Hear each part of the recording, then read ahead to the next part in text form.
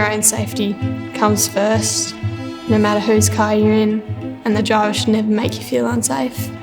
I think to speak up is very important, otherwise we won't get home, there will be an accident and we don't know what will happen. I've actually had this happen to me before, but I've never really spoken up.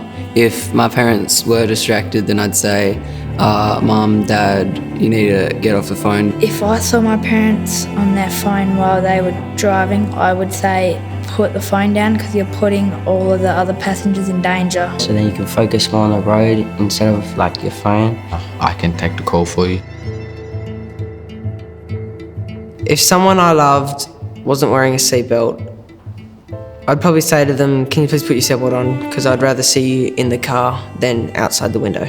We all love you. We don't want you hurt, so please put a seatbelt on. It increases their safety and it will help them if they ever got into a crash. Can you please wear your seatbelt? I don't want to lose you. I felt uncomfortable when it was my cousin driving and she had just gotten her licence. My brother was still on his L plates and we were driving in Perth.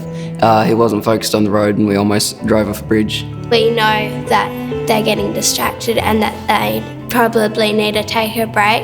You need to stay concentrated on the road and not the kids behind you, even if it means giving them something to keep themselves distracted. Even though I know that most parents don't like giving kids screen time, I think screen time could be available to not distract the driver.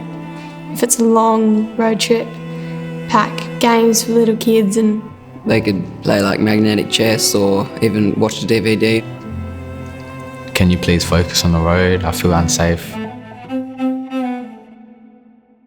If my parents drove me home after having a few drinks, I would ask them to give me the keys. And I force them to walk home. Let someone else drive. Probably ask them to stay in town. They're really endangering both my life and their lives.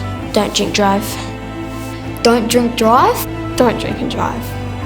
If I could make one rule, it would be to have no alcohol at all in the car. Not to have any phones in arm's reach. Don't drive when you're tired. Stop eating and slow down so we would not both die. Make sure you always put your seatbelt on. Because they could end a life of someone else or even theirs. You have to make sure everyone in the car feels safe and comfortable. Save our country kids.